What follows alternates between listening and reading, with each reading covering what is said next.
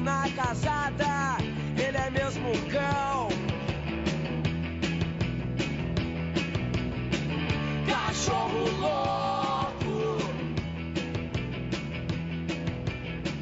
cachorro louco. Era um garotinho sensível, cheio de amor pra dar. Bom dia, boa tarde, boa noite aos ouvintes do Futebol Amateur, que começa a segunda edição hoje.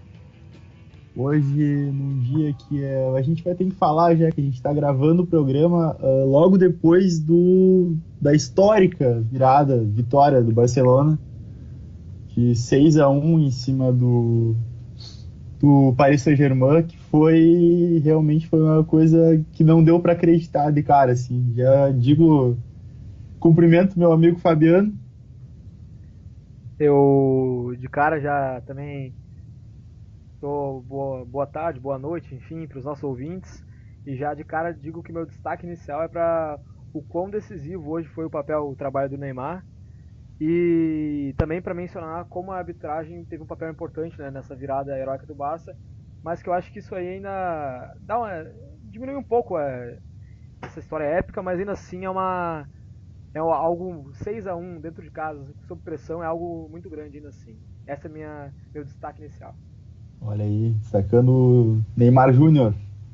Enfim, eu, Matheus, nós dois, novamente, fazendo o segundo programa do Futebol Matreiro. Meu destaque principal, já nesse início, fica por conta dessa vitória, mas também acho importante destacar a vitória da Chapecoense, ontem fora de casa, contra o Zuila. Venceu por 2-1. Primeiro gol da Chape na Libertadores marcado pelo Reinaldinho. Contestado lateral esquerdo. Sim, mas eu acho que assim, o que está mais quente na nossa memória nesse momento, né, essa partida de horas atrás, poucas horas atrás, esse jogo muito, muito importante, muito, muito emocionante, um jogo de 7 gols. E eu, retomando até o meu destaque inicial, eu acho que aquele momento do gol de falta do Neymar é o momento mais importante da partida, né? Que dali em diante ele bate uma falta que eu achei, sabe, a falta perfeita, falta lá Zico, né? Falta passou onde tinha que passar. Olha aí, citando o Zico, hein? E junto com aquilo vem em seguida o pênalti, aí sim, o erro grotesco, né, da arbitragem, o Luizito cavou o pênalti, e aí no último lance, com o goleiro na área, o Ney vai dar um passe e bota na frente pro Sérgio Roberto só fazer o gol, assim. É um jogo que a gente não vai ver tão cedo. É uma virada realmente. Com certeza tem a questão da arbitragem, só que eu acho que os jogadores do PSG, o próprio Unai Emery, tava com uma cara de quem tava querendo se matar na hora do sexto gol. Ele ali, vai ter uma noite ruim. Porque quando tava 5-1 no último minuto de jogo, nos últimos segundos, o Ter Stegen foi pra área, né? Então cobraram uma falta e aí teve a chance, não sei quem que fez uma falta no próprio Ter Stegen, por exemplo. É um goleiro, né, cara? Então poderia ter tentado roubar a bola, ir pro contra-ataque, matar o jogo.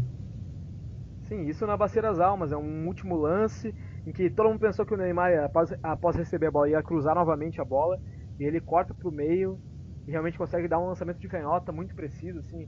É algo assim que acho que hoje, com certeza, ele foi muito mais relevante do que o Suárez e até mesmo do que o Messi, assim, por ter brilhado nesses momentos decisivos da partida. O Messi eu achei meio apagado no jogo hoje. Talvez isso explique um pouco da Argentina não conseguir sair dessa fila de títulos, né? Parece que o Neymar teve que chamar hoje o jogo. E sim, e falando assim do jogo de uma maneira mais... Além, só para complementar essa questão da Argentina, o Di Maria perdeu um gol feito quando tava 4-1, se eu não me engano. 3-1 ainda tava. O Di Maria perdeu um gol feito e o Messi não chamou muito, então, enfim, pode seguir aí, Fabiano. Fazendo uma análise mais ampla de como se deu a partida, eu acho que assim, o primeiro tempo o Barça realmente dominou as ações, só que assim, sem criatividade nenhuma, ele ficava girando bola dentro da área, sem conseguir filtrar, sem fazer grandes jogadas. A questão é que realmente, por estar com a posse da bola muito próxima à área, saíram 2 gols meio que por acaso ali. Saiu um gol inicial, depois saiu um gol contra, sabe? Jogadas assim, muito pontuais. O segundo minuto do jogo, o Luizito dá um cabeceio para trás, assim, né? Uma bagunça. E esses 2 gols, acaba 2-0 no primeiro tempo, né? E se eu não tô enganado, acho que o terceiro gol saiu no início do segundo. Isso. E pra tu ver, tipo, não foi uma grande atuação do Barça. Apesar do 6-1, foi uma atuação, assim, ó, que eu não considerei uma grande atuação. Eu Teve o achei bem, pênalti. eu achei bem diferente do estilo, próprio estilo de jogo do Barcelona, né? Sim, foi muito pela questão da vontade e da imposição mesmo territorial, né? O Barça ficou com a posse da bola em cima do time do PSG, que se apequenou também, né? Deixou isso acontecer. E aí tem o pênalti meio. Eu achei pênalti, né? Aquele pênalti que o Neymar sofreu, que o cara meio que joga o corpo em cima dele, tava Eu caindo. olhar, a princípio, no momento eu também achei, mas dá pra discutir, eu não vi a opinião de nenhum especialista em arbitragem. Eu achei meio cavado, mas assim, é aquele cavado que é pênalti, assim. Tem O cara alguns que pênaltis. derrubou ele, né? Não teve. Isso, não tem muito o que discutir. Ali sai o 3-0 e parece que o Barça se inflama. O Cavani faz o golzinho ali, que a partir do momento que o Cavani faz o gol, o jogo ficou uns 20 minutos só o PSG, assim, o Barça sem conseguir fazer nada, assim, era só segurar e matar o jogo. E aí que acontece tudo isso que a gente falou, né? Que é o Neymar fazendo gol de falta, o pênalti mandrake do Luizito e o gol na Bacia das Almas, assim, é uma coisa única que a gente presenciou hoje. Hoje foi realmente um resultado histórico. Resultado histórico que quem não conseguiu nessa rodada foi o Arsenal. Justamente, né? Novamente foi. Olha, é difícil que alguém acreditar no Wenger ainda, depois de 2-5-1. O agregado 10-2, né? 10-2 no agregado. Pesado. Tomar 5-1 no primeiro jogo já é pesado. Tomar em casa o mesmo resultado. Ainda começou ganhando. Eu acho que o seu Wenger vai para aposentadoria mais cedo, não, porque o contrato dele acaba no final do ano com o Arsenal, mas agora acho que não vai ter como segurar mais. Eu acho que assim, por respeito a ele, eu imaginei que o Arsenal vai terminar a temporada, acho que agora até o meio da temporada, meio do ano. E depois disso, não, assim, na minha opinião, óbvio, não sou um cara que acompanha tanto o Arsenal, mas eu acho que fica realmente insustentável, assim. É difícil acreditar que ele vai se manter no clube. Realmente. Seguindo a rodada da Champions League, hoje mesmo o jogo do Arsenal e Bayern foi ontem. Ontem também teve Real Madrid e Napoli. Napoli até começou ganhando, estava fazendo um bom jogo, mas acabou levando o mesmo placar da ida, 3-1 Real Madrid. Dois gols do Esse, Sérgio Ramos, que não esse, para de fazer gol. esse jogo da Napoli, assim, pra mim, eu apostava muito na Napoli. Achei que a Napoli podia fazer uma graça e eliminar o Real Madrid. Confiava muito. Acho que é um time que joga um dos futebols. Acho que é um Né, cara? futebol muito bonito. Eu acho que joga um futebol muito bonito a equipe da Napoli. Acho que é um time sem um centroavante fixo, com o Mertens ali, com o Insigne, com outros jogadores de muito talento, Ramsik, o próprio Calejon, que é um jogador também espanhol de muito boa qualidade. Assim, eu acreditei que a Napoli ia conseguir fazer frente. Inclusive, fez um grande primeiro tempo em ambas as partidas. Só que não tem jeito. Sérgio Ramos realmente é um jogador muito decisivo, assim, na bola de cabeça. Assim, é inacreditável a importância desse zagueiro assim, pro Real Madrid. Inclusive, a gente comentávamos ontem que o Cristiano Ronaldo deve uma ou talvez duas bolas de ouro pro Sérgio Ramos, né? Porque o título de lá décima só veio e, consequentemente, porque a gente sabe que é muito junto, assim, quem ganha a Champions League normalmente tem o melhor jogador do mundo, enfim, e o Cristiano Ronaldo ganhou naquele ano. Sim, Muito por conta do Sérgio Ramos, que fez o gol no minuto 93. isso. E então, pelo até o momento, deu meio que o óbvio, né? Porque passou o Real, passou o Barça, passou o Bayern de Munique e o Borussia também, que era Pra favorito contra o complementar. Benfica. Isso aí. Sem surpresas até agora Aubameyang, nessa rodada. Aubameyang, depois de perder pênalti no jogo da ida, fez um hat-trick hoje, então acho que tá de alma lavada para ir para as quartas de final. Eu acho que não resta dúvida que os Real, Barça e Bayern são, obviamente, uma vez que passaram, se tornam assim, os favoritos para levar a competição, como sempre. O Borussia, eu acredito que ele vem como, tipo, a partir de agora, qualquer fase que ele passar adiante já é uma grande conquista, porque eu acho que o time não tem muito mais o que mostrar. Tá no limite, sabe? Eu acho que jogando. Não vai ter É. muito mais. Vamos lá, então, jogo rápido, os jogos da semana que vem, me diga quem tu acha que tu vai passar, que vai passar de fase, então, Fabiano. Eu acredito que Champions League recentemente só tem dado óbvio, assim. O Manchester City eu acho que consegue classificação contra o Mônaco. Essa aí talvez eu ainda acredito um pouco no Mônaco, porque se mostrou um time bem ofensivo, bem organizado, mas vamos ver, vai ser, vai ser Eu bom acho que jogo. provavelmente um dos jogos mais equilibrados, assim. Talvez acho que vai ser o mais equilibrado. Os outros eu acho que é mais tranquilo de eu dar o palpite aqui, ó. Juventus vai passar pelo Porto, acho bem tranquilo, ganha fora. Atlético de Madrid classifica em frente ao Leverkusen. E no Leicester e Sevilha, Acredito que o Sevilla também vai adiante com o Sampaoli e com isso. Assina embaixo. Esse jogo do Leicester e Sevilla vai ser interessante de ver, mas acho que depois da demissão do Ranieri, não que ele vinha fazendo um bom trabalho esse ano, mas mais pela questão do Sampaoli tá fazendo um baita trabalho no Sevilla, acho que vai ficar difícil pro Leicester. Sim, e tu consegue apontar algum desses, tirando esses 3 que a gente classificaram, algum time que pode fazer de repente fazer uma final de Champions League, quem sabe até conquistar o título, algum desses outros times de menor expressão? Olha, eu colocaria hoje a Juventus e o Atlético de Madrid, que vem chegando bem nos últimos tempos, que teriam possibilidade. O resto é meio complicado.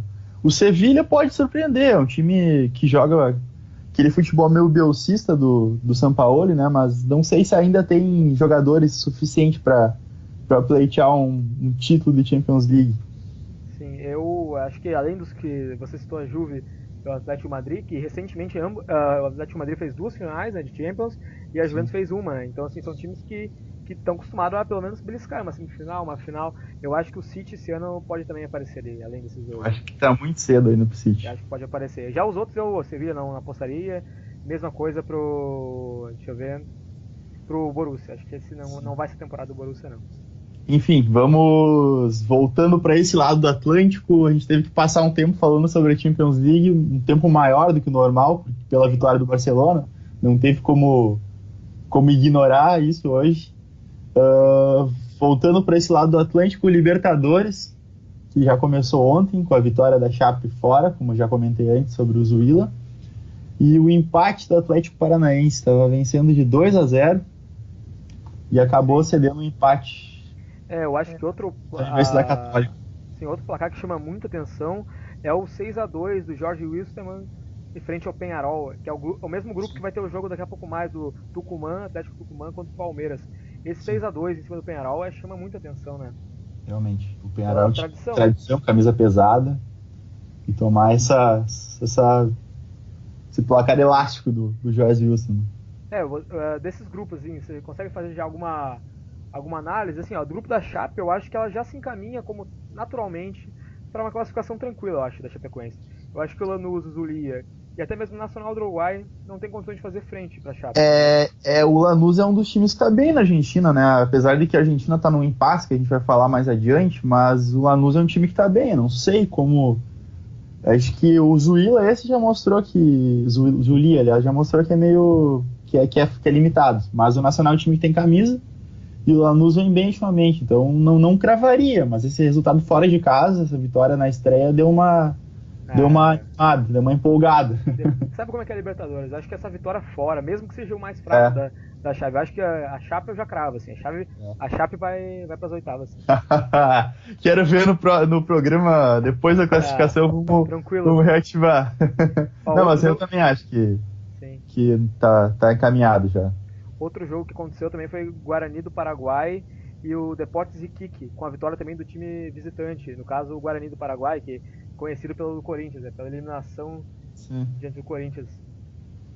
Só mais um comentário sobre o jogo do Atlético Paranaense. Depois do segundo gol do Furacão, tem um vídeo do Autuori apontando para baixo e falando aqui não, como se fosse aquele gesto do Cristiano Ronaldo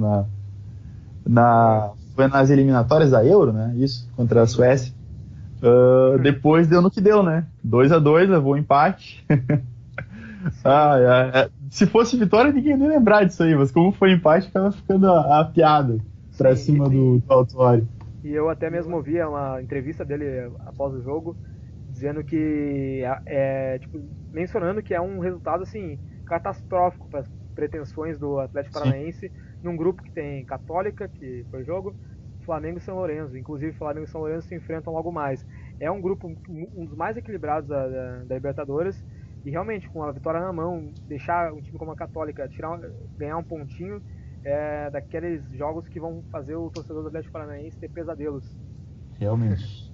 Bom, o restante dos brasileiros na Libertadores, o Galo tá jogando agora, enquanto a gente faz a gravação. No momento, a gente tá mais ou menos uns 35 do primeiro tempo no jogo. Tá 1-0 o Godoy Cruz, em cima do Galo. Tá perdendo, por enquanto. Isso, o gol do Javier Correia, atacante do Godoy Cruz. Isso aí. Vamos ver o resto dos brasileiros. O Flamengo joga hoje às 9h45 contra o São Lourenço, no Maracanã, que vai estar lotado. Grandes expectativas para esse jogo. Jogo bom também, time grande da Argentina. O Palmeiras também joga hoje, como o Fabiano já comentou, contra o Tucumã, agora às 9h45 também. O Grêmio joga na quinta-feira, dia 9, amanhã, no caso, segundo a nossa gravação, contra o Zamora, na Venezuela. Sim. E o Botafogo pega o Estudiantes, jogo muito bom, na terça-feira, dia 14, na semana que vem. Estudiantes no Engenhão, a princípio. A gente não sabe, os estádios do Rio tá meio complicado de saber como é que vai. Mas o Botafogo é Engenhão, né? Não tem muita dúvida. E o Santos pega o Sporting Cristal na quinta-feira, dia 9, fora de casa. Isso aí. Até agora, tipo, dos jogos de hoje, temos jogos bons. Eu acho que o Atlético Tucumã é um jogo interessante pra gente ver contra o Palmeiras. Palmeiras fora de casa, com jogadores importantes jogando. Flamengo e São Lourenço no Maracanã vai ser um jogo que a torcida prometeu um mosaico, enfim. Mais pra frente a gente dá uma pincelada mais sobre o jogo, eu pretendo falar no finalzinho lá do nosso programa. E no mais, assim, eu mencionar que o Tio Macedo continua sendo artilheiro da competição por enquanto, por causa da fé. Queria só lembrar isso aí, né? Porque, pô, com competição com tantos craques, esse cara não pode ficar muito tempo aí não, hein? Enfim, passando ao assunto Libertadores, vamos chegar na Copa do Brasil. Que o restante dos grandes brasileiros estão agora já na segunda fase. Os confrontos. Hoje de noite tem Inter e Sampaio Corrêa no Castelão. Inclusive, detalhe pro Sampaio Corrêa, tem um jogador chamado Valderrama, apelidado de Valderrama. É um cara que tem um cabelão parecido com o do Valderrama, digamos. E já vou cravar aqui que se o Inter tomar gol do Sampaio vai ser do Valderrama, só para aumentar a zoeira em cima do time. Olha aí. Previsões. Fluminense contra o Criciúma no primeiro jogo no Heriberto Rilse, na quinta-feira, amanhã. Cruzeiro contra o Muricy, o jogo hoje, 9h45. Não é o técnico? Não é o técnico. Bom, beleza. Não é esse. Ele está aposentado, já está no Sport TV. Luverdense contra o Corinthians, 9h30 na quinta-feira, amanhã.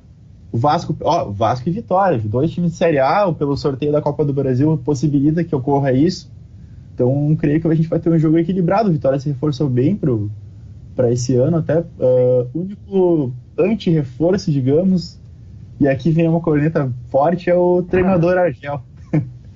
E os dois jogadores do Inter que ele levou para lá, o Jefferson e o Alacosta, inclusive a torcida do Vitória já viu as deficiências dos dois, mas enfim. Vamos deixar rolar o resto do ano para ver o que acontece. Eu queria mencionar em relação à Copa do Brasil, que assim, principalmente nas primeiras rodadas, assim, jogos que me chamaram a atenção foi o Corinthians passar o sufoco que passou contra o Brusque, que foi um jogo que foi para os pênaltis, o Corinthians não criou nada no tempo normal, podia ter perdido. Eu acho que se fosse justo, teria sido eliminado ou no tempo normal, ou que seja nos pênaltis. Os dois últimos batedores do time do Brusque erraram bizonhamente o pênalti, mas assim, mostra aí, já mostrou assim, o Corinthians, que vem sendo um time que vem se impondo nos seus clássicos, que ganhou do Palmeiras, e mais recentemente ganhou do Santos. Semana. Isso. Teve um momento difícil, assim, poderia tranquilamente estar fora da Copa do Brasil. E outro time que eu queria mencionar também das primeiras fases, foi o Vasco, que passou um sufoco danado também, só que daí o Thales, um atacante questionável também, foi lá e fez sua parte. Mas Balo Thales. Mas o Vasco ainda era a primeira fase, não era? Sim. Então o Vasco ainda tinha a opção do empate, né? Então, enfim, tava um pouco mais tranquilo, mas mesmo assim. E você, dessa primeira rodada aí, das primeiras rodadas, enfim, da Copa do Brasil, teve algum jogo aí que você...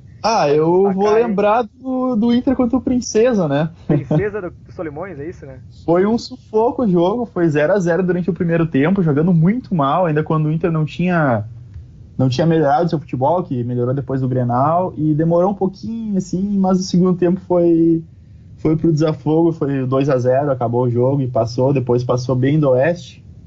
O Cruzeiro também, que jogou muito bem, inclusive teve com essa turma de ataque, teve a estreia do Thiago Neves, o Sobis foi bem, fez vários gols.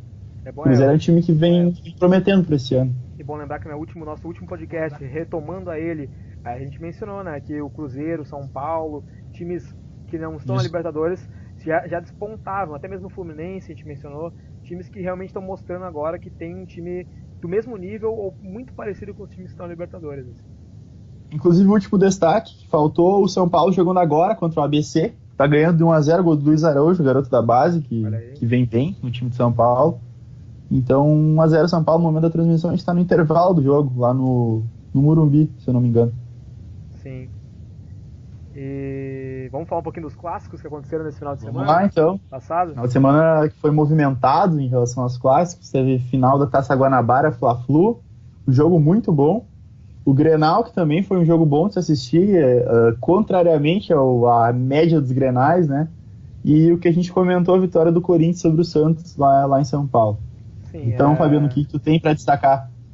Ó, desses três aí, eu vou mencionar rapidamente aí o jogo do Corinthians. A gente até consegue ver que, como a gente mencionou anteriormente, que o time tem apresentado um time muito marcador, muito consistente, que ganhou do Palmeiras e do Santos, que na minha opinião tem times melhores, trabalhos mais longos, quer dizer, no caso do Palmeiras não, né, mas no caso do Santos um trabalho longo, que eu imaginei que o Dorival ia conseguir impor tranquilamente uma vitória contra o Corinthians e não conseguiu, e da mesma forma o Palmeiras, com um time estelar, né, time muito caro, e o Corinthians vem beliscando com um time muito aguerrido. O time do Carille é um time de muita garra e marcação, assim, e o Jô vem aparecendo até bem. Olha aí o Jô, eu particularmente até gosto do Jô, acho um centroavante bom, razoável para bom, e tem demonstrado que pode ser útil ainda pro Corinthians.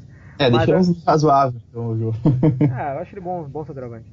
Mas assim, eu vou tocar mais assim agora no Fla-Flu, que foi um jogo realmente muito movimentado, e que eu achei que, tecnicamente foi um jogo, não acho que foi brilhante, mas foi um jogo muito movimentado. As zagas falharam muito, também porque os times estavam com ataques muito inteligentes, muito rápidos. O time do Fluminense apresentou um time muito veloz. O Wellington Silva, se não estou enganado, fez uma partida excepcional, foi melhor em campo na partida. Tá jogando muita bola. Sim, e eu acho que o 3x3 ficou de bom tamanho, assim, o Fluminense se destacando muito nos contra-ataques, um time que realmente ninguém esperava, um time tão envolvente, tão veloz, assim, realmente botou em terror a zaga do Flamengo, o Vaz e o Hever, enfim, todo o sistema defensivo. E o Flamengo destacar, acho que a partir do Guerreiro, principalmente, além do futebol que a gente já sabia, o time do Flamengo apresentou uns defeitos que a gente não parecia que não tinha. Só que acho que o Guerreiro ele participou dos 2 primeiros gols com cabeçadas e fez o gol de falta no finalzinho. Foi um belo jogo. Acho que os pênaltis ali são mera, como não vai no Carioca, né? Não vai influenciar muito, porque provavelmente os grandes vão estar nas semifinais. Sim. Meio que serviu como um grande teste para as duas equipes, na minha opinião, assim. Eu acho que foi mais pela questão do que significava não, mas do jogo em si, né? Que foi um jogo bom. Os times dava pra ver que estavam motivados para ganhar mesmo com esse regulamento esdrúxulo do Carioca. Sim. Que conseguiram o charme do Carioca era a questão da Taça Rio, Taça Guanabara, os campeões se enfrentavam, conseguiram até com isso acabar, né? Então não dá pra entender essas federações muitas vezes. Sim, não, até um ponto que acho que bastante o pessoal da SPN tocou nessa semana, que eu acho importante a gente mencionar, que eu concordo totalmente, assim, que os clássicos como Grenal, como Cruzeiro Atlético e demais clássicos, eles são mais relevantes do que os próprios campeonatos estaduais. Ou seja, o peso do Fla-Flu, ele independe de ser uma final de Guanabara. Ele é o peso por ser um Fla-Flu, pelo próprio clássico, assim como o Grenal, que foi um jogo também, que eu me lembro de ter mencionado semana passada, que eu acho que poderia ser um Grenal diferente dos outros, um jogo mais aberto. Eu acho que eu acertei, assim, foi um jogo que eu assisti, acompanhei não todo, mas parcialmente, e eu vi um jogo mais aberto, um jogo mais interessante de se assistir. Realmente. Falar um pouquinho sobre o Grenal foi um jogo mais movimentado do que o normal, até pela questão... Quando o Renato Gaúcho está treinando o Grêmio, sempre é um pouco mais aberto o jogo. Eu não sei se é pela questão que ele não entende muito bem taticamente o jogo, aqui sendo mais uma vez polêmico, ou pela questão, enfim, dele ser um cara mais ofensivo, mas enfim, são jogos movimentados. O Grêmio, um time mais pronto, um time que está desde o ano passado junto, perdeu o Wallace, que foi uma grande perda para o time do Grêmio, mas o Bolanho se recuperou e vem jogando muito bem esse ano. Acho que é um jogador muito, muito bom a nível de Brasil. O Grêmio no primeiro tempo tomou conta do jogo, fez 1-0. O Inter voltou muito bem no segundo tempo, tem sido uma marca do Zago. O Inter começa por vezes mal, depois do intervalo ele mexe, não só taticamente, alguma substituição ou outra, mas ele mexe, eu acho que também animicamente com a equipe, consegue fazer consegue fazer com que o Inter volte mais empolgado e jogue normalmente melhor no segundo tempo. Seria o Zago, então, um técnico motivador, então, cara? Seria Eu não isso? sei, Não eu acho que ele é mais tático mesmo, é mais a questão tática que ele mexe, né? Mas com certeza, tem alguma coisa que rola no vestiário ali do intervalo do jogo. Ainda mais durante um clássico Grenal, né? Que é um clássico acirrado sempre. Enfim, aí eu... Pode falar. Não, eu ia falar que eu penso realmente que em clássico a gente sabe que normalmente as coisas se igualam. Como a gente pode ver, foram 2 empates. O Grenal foi 2-2, o Fla-Flu foi 3-3, mas no Fla-Flu, no caso, teve um vencedor que foi o Fluminense nos pênaltis. Mas Sim. no Grenal, assim, a gente sabe que as coisas se igualam. Mas eu acho que o time do Inter, com referência, como por exemplo o D'Alessandro, e enfim, um excelente goleiro que tem, e mais algumas peças um pouco mais cascudas também que contam o time, eu acho que tem um peso que não tinha no ano passado. Só pelo Sim. D'Alessandro, pela figura, enfim. É, Isso também ajuda o jogo a ficar mais equilibrado. Assim. ele demonstrou a importância dele pela questão da figura dele em campo, né? Enfim. Pronto, agora vamos a mais um tema do nosso programa de hoje. A gente elencou aqui um tema que é interessante para a realidade atual do futebol brasileiro. Somente 2 dos 12 grandes do Brasil ainda têm, digamos, medalhões no comando. Na verdade, se a gente considerar o Dorival Júnior, são 3, né? Mas o Dorival já é um pouco mais essa nova geração. Então, a gente elencou como técnicos promissores ao invés de medalhões no comando dos grandes brasileiros. O que tu teria a ressaltar, a destacar sobre isso aí, Fabiano? Fazendo uma análise, como a gente sempre se propõe, assim, ampla, falando assim dos 12 grandes, assim, realmente a gente vê só o Abel Braga e o Renato como os mais treinadores, enfim, os famosos Cascudos. medalhões, cascudos, quem diria, pô, fechou. Mas assim, eu Mais vejo... do que cascudo, né? Eu particularmente, eu tenho, desses dois, assim, eu vejo o Abel, eu sempre gostei da pessoa, e acho que os trabalhos dele sempre demonstraram um pouquinho além do técnico, como, sabe, do mais motivador. Eu acho que ele vai um pouquinho além disso, e eu gosto bastante do Abel Braga, assim, como medalhão. Dos medalhões é um dos que eu ainda gosto de ver no futebol brasileiro, sabe?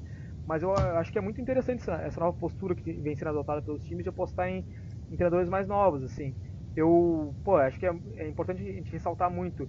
O Dorival não se encaixa nessa categoria, talvez, porque ele é um pouco mais velho, já está mais anos no mercado, assim, mas eu acho Sim. que ele, além de ser um técnico, ainda acho assim, que promissor, eu acho que ele tem muita categoria do técnico estudioso, que também é uma característica que vem sendo procurada nos técnicos atuais. Pô, Sim. a gente olha para o Zago, a gente vê um cara estudioso, a gente olha para o Dorival, a gente percebe isso, o Zé Ricardo, o Jair, técnico do Botafogo, o Jair Ventura, e com outros técnicos jovens a gente vê essa ideia de um time, de um técnico estudioso que, pô, as entrevistas eu percebo muito isso, sabe? Essa diferença do que eu via nos anos anteriores. As entrevistas desses técnicos demonstram um estudo maior, sabe? Uma coisa mais aprofundada. Com certeza. Eu acho que o Abel é um cara que ele me surpreendeu positivamente nesse começo da temporada, falando sobre, com relação ao Fla-Flu, tendo relação com isso. Eu acho que porque o Abel não é um cara que ele gostava de usar a gurizada, né? Mas no Fluminense ele tem feito isso, tem colocado vários guris ali jogar. Até porque o Fluminense não tem tantos medalhões quanto já tinha na época da Unimed, enfim. E o time tá rápido, tá envolvente, assim, ao menos tomando como base o Fla-Flu. O Roger, o cara do Atlético Mineiro, que a gente já comentou na semana passada, que prometia. O Eduardo Batista, que não sei se vai dar certo no Palmeiras, eu acho que ele tem ideias boas, mas é para conseguir controlar aquele elenco estelar que o Palmeiras tem, vai ser meio complicado, mas eu acho positivo isso. Isso, inclusive, tem relação com o que a gente comentou dos clássicos do final de semana e do que tem sido o futebol brasileiro ultimamente. Tem sido um jogo mais aberto, mais tático. Sim, Então, somente aquele balão para frente, esse tipo de jogo que é complicado de ver, né? Sim, eu encontrei uma lista bem interessante, assim, sobre esse nosso assunto, que eu acho que é um tema muito importante pra gente tratar, que, assim, a lista dos técnicos atuais do Brasil, dos times da Série A, assim, de modo geral, e a época em que eles começaram a treinar os clubes, quer dizer, se tornaram treinadores. O mais antigo na Série A é o Paulo Tuori, que começou em 74 a treinar, no Atlético Paranaense. Depois, eu me recordo que essa lista é um pouquinho desatualizada, acho que um mês atrás, e o Carpegiani ainda era o técnico do Curitiba, mas já não é mais, né, técnico do Curitiba. Depois Sim. virou o Abelão, do Fluminense, o Renato Gaúcho, daí começam a vir já técnicos de uma safra mais nova, o Mano Menezes, Guto Ferreira, técnico do Bahia, Dorival Júnior, do Santos, Marcelo Cabo, do Atlético Goianiense, que teve Esse que deu uma que polêmica. deu uma sumida durante as festas de fim de ano. Não, aliás, foi em janeiro já, né? Foi antes do início e olha, tá mal explicado até hoje, né? Verdade. Tá mal explicado isso aí. Enfim, Wagner Mancini, do Chapecoense, Argel Fux, olha aí, ó. Zé Ricardo, Cristóvão Borges, Claudinei Oliveira, Roger Machado, Eduardo Batista, como a gente citou, Jair Ventura, Fábio Carille do Corinthians, e o técnico da Ponte também já é um técnico que, se eu não estou enganado, caiu. Daí temos mais dois, ó, o Daniel Paulista do Esporte e o Rogério Ceni de São Paulo, assim, os treinadores mais jovens. A gente vê isso que a gente falou se confirma nessa lista que a gente acabou de citar. Enfim, resumindo, acho que todo mundo considera positiva essa renovação, porque é o que a gente precisa no futebol brasileiro. Se as federações, se a CBF não se renova, ao menos nossos treinadores, né, para ajudar um pouco a melhorar nosso nível de jogo. Seguindo, então, já quase finalizando, dois destaques finais: o campeonato argentino, que estava parado, desde que... Parado não, mas estava... não sabia se ia reiniciar. Desde que o Macri assumiu o comando do governo argentino, ele cancelou o Futebol para Todos, que era um programa da presidente anterior, a Kirchner, que passava os jogos do campeonato argentino em TV aberta. Então os clubes recebiam dinheiro do governo nas verbas de TV, que a gente sabe que é muito importante hoje, só ver a quantidade de dinheiro que os times recebem da Globo, aqui no Brasil mesmo. Então foi cancelado esse programa, e com isso os clubes acabaram ficando muito endividados, sem poder pagar os jogadores. O que ocorreu foi uma greve dos jogadores, exigindo receber o pagamento, enfim, para poder iniciar o campeonato argentino. Agora parece, notícia de 8 de março de hoje, da gravação, parece que com a rescisão do contrato do Futebol para Todos, os times vão receber uma parte da verba.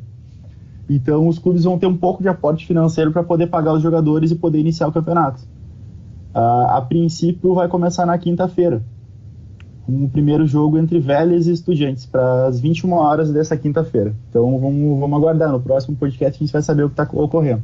Sim, só fazer um comentário bem rapidinho, que a gente é nosso vizinho, a gente sabe que é o segundo futebol mais tradicional e mais forte que nós temos no nosso continente. A gente sempre torce para que eles tenham um futebol mais competitivo, para que a nossa Libertadores, enfim, nossos campeonatos internacionais, aqui, continentais, fiquem mais fortes. A gente sabe que lá, se o Brasil é uma bagunça, lá historicamente tem sido uma bagunça maior ainda, né? Sim. Enfim, vamos aos destaques finais. Então eu vou dar o meu destaque aqui. A convocação da seleção brasileira, que teve algumas surpresas. O Diego eu não considero tanto surpresa, o Diego do Flamengo, porque ele vinha bem, mas a maior surpresa, a meu ver, é o Diego Souza, que é um cara mais de idade avançada, jogando pelo Sport, mas a maior surpresa, no meu entender, é que ele foi convocado pelo lugar do Gabriel Jesus, um atacante. Então, na seleção brasileira, a gente convocando um cara, entre aspas, improvisado. Meio salta aos olhos, né? Assim, dos nomes, assim, que chamam um pouco atenção, assim, pra mim eu acho que os dois Diegos, o Diego Souza e o Diego do Flamengo, o Diego Ribas, além do goleiro Ederson do Benfica, esse já é esperado. Olha aí. Saiu gol aqui, gol do Atlético Mineiro. Fred. Olha aí, acaba artilheiro, de empatar. Olha ao vivo, hein? Ao vivo isso acontecendo, gente. Quem sabe fazer ao vivo. Inclusive o Fred, antes desse jogo, ele tinha 14 finalizações e 9 gols. Era um aproveitamento impressionante. Agora, fazendo mais um gol, deve estar seguindo um pouco com essa média incrível dele. O cara é decisivo mesmo.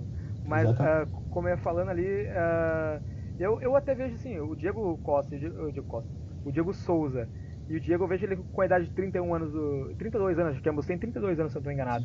Eu acho que é uma idade que para ano que vem daria, sabe? A questão é que a qualidade no time brasileiro na seleção brasileira é muito grande. A gente não sabe se esses caras vão manter esse nível até ano que vem, né? E sabendo que a concorrência é muito grande, assim, é difícil, assim, de imaginar que algum dos dois seja convocado. Seria mais uma questão, acho que de experiência mesmo. Para jogar, acho difícil. Minha substituição é o Gabriel Jesus, que vai estar certo na lista do Brasil quando tiver em condições, mas enfim. Eu te falar, e aí, Matheus, o que você aponta aí como destaque nosso aí pra hoje, enfim, pra essa semana, que você pode destacar para os nossos ouvintes? O meu destaque fica por conta do Palmeiras de São Paulo pelo Campeonato Paulista, que vai acontecer no sábado na Allianz Arena. Aliás, Allianz Parque, Allianz Arena é um pouco mais além daqui de São Paulo. Palmeiras e São Paulo às 4 da tarde do sábado. Eu não sei agora se eles vão jogar com os titulares por conta dos campeonatos, Copa do Brasil e Libertadores, mas é sempre um jogo que foi uma rivalidade que cresceu bastante nos últimos tempos, com o Rogério Ceni. Teve os 2 gols do Robinho do meio do campo contra o Rogério Ceni, teve esses acontecimentos recentes. E tu, Fabiano, o que indicaria para os nossos ouvintes aí para o final de semana, para esse meio de semana? Sim. Já iniciando minha despedida aqui do nosso podcast, mais uma vez um prazer enorme estar falando para vocês, sempre relembrando que qualquer interesse em participar do nosso podcast, de ter mais um integrante, mais 2, pessoas que queiram contribuir, nós estamos abertos a discussões, a conversar, a trocar ideia. E nesse mesmo viés, eu já indico assim como meu destaque, eu acho que a Libertadores hoje e amanhã, os jogos muito interessantes, e eu acho que hoje o Flamengo e São Lourenço, com um público lotado no Maracanã, acho que o que eles permitiram hoje foram 55 mil pessoas, mais ou menos isso, vai estar lotado, vai ter mosaico, e o Flamengo tem sempre um trauma com o estresse da Libertadores, então acho que vai ser um jogo que pode ser muito interessante, pode ser tanto para quem torce pelo time, quanto para quem quer secar o time, que é um jogo que envolve muitas coisas, acho que é um jogo dos mais interessantes que nós teremos hoje. Isso aí, então vamos encerrando o podcast 2 do Futebol Matreiro. Alguma mensagem final, Fabiano? Olha, é isso aí, desejar bons jogos para quem for acompanhar, para os nossos ouvintes, e falar aí pro pessoal que curtir, dar um comentário, fazer um comentário, ou, enfim, querer participar, é sempre nesse sentido. E você, Matheus, tem alguma coisa aí para acrescentar nessa finaleira? Vamos nós só nos despedir do pessoal que está ouvindo e até a semana que vem, então. Então tá ok. Valeu, abraço. Heitor.